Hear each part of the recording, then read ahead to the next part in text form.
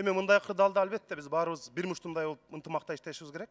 Бирок ошол эле учурда 15 апрелге чейин дагы бир чогулуп, өкмөт бир документ алып келсе, кабыл алып беришибиз керек го деп ойлоп атам да. Анткени ошол экономикалык бизнеске, чакан бизнеске жеңилдик кандай болот? Экинчиден бизде жана тейлөө кызматында иштеп, күнүмдүк баягы оокат кылып аткандар, аларда азык түлүк жок азыр. Өкмөт мына Казакстанда 1 миллион, 1,5 миллион адамга жөлөк пул берип атат. Биздин өкмөт дагы азыр ушундайда жок дегенде 500 миң жаранга 5 миң сомдон болсо дагы жөлөк пул колдоо катары беришибиз керек. Анткени алар күн сайын иштеп, кечинде үйүнө бир нан менен чай көтөрүп барчу да. Азыр аларда киреше жок.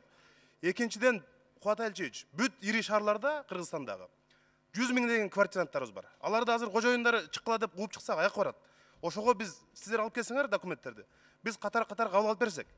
Үчүнчүдөн азыр мына акча көтөрүп атат, мына депутаттарыбыз көтөрүп атат, саясатчылар, колунда барлар көтөрүп атат. Бирок ошол каражатты бир сомдагы коротулуу элек деп азыр жанагы штаб кармап жатпайбы? Бүт врачтарыбыз медициналык костюмдары жок, атайын коргонуучу каражаттары жок. Керек болсо тамак ашы жок, ушундай шартта иштеп атат. Ошол каражатты кармап отурбаш керек. 1 мүнөттөгү. Бүт мына Кытай менен сүйлөшөлү, жардам сурайлы ачык эле. Жардам сурап, бүт ошо медициналык жанагы костюмдарды алып келип врачтарга тараталы. Бизде бул жерде жанагы велосипед ойлоп табыштын кереги жок. Бүт өнүккөн өлкөлөрдө кантип сактанды. Ошолордун эле ыкмаларын колдонсок, биз бул кырдаалдан чыгып кетебиз деп ойлойм. Ошондуктан экономиканы жана биз аз камсыз болгон үй бүлөлөрдү ушу эки маселе боюнча бир чоң мыйзам алып келип атасыздар да, туурабы? Бир документ алып келиңиздер, ошону кабыл алып берели дагы. Анан биз сиздерге эч кандай сын пикир жок. Колубуздан келсе бир гана жардам беришибиз керек.